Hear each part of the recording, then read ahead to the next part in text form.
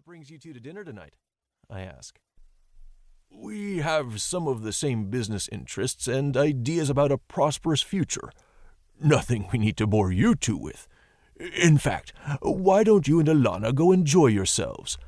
I'm sure you can show her a nice evening. My night just turned in the right direction.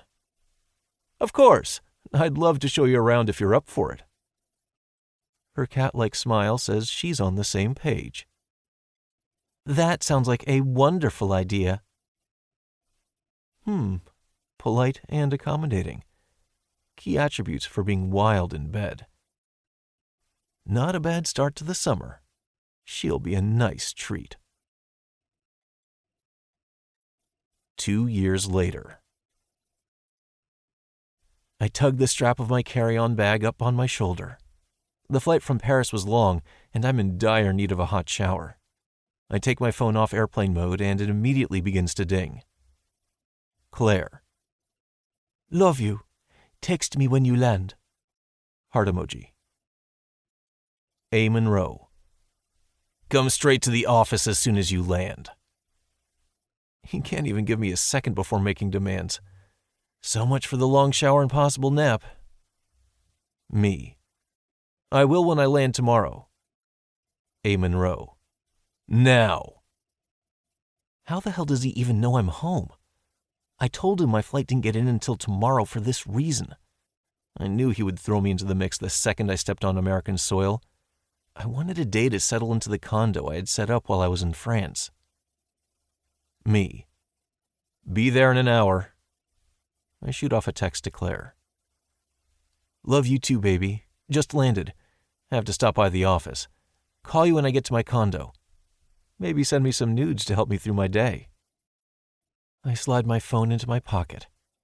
My plans of gallivanting across Europe changed the day I walked into a small cafe in France.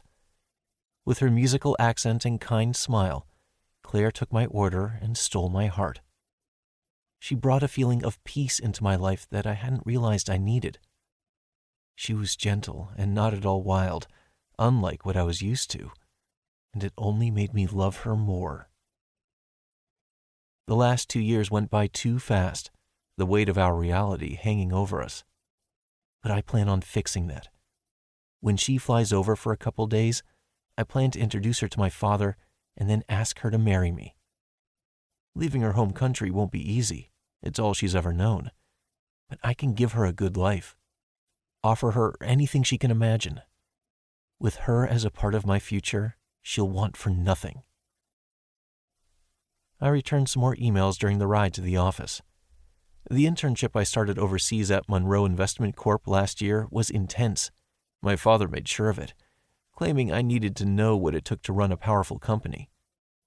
That's why I'm thankful for Claire. If it hadn't been for her taming me, I wouldn't have used my time to study and observe.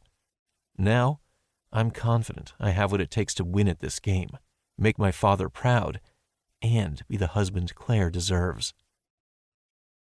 I ride up the elevator. As soon as the doors open, I wave at Trish, the older-than-dirt receptionist, then head to my father's office.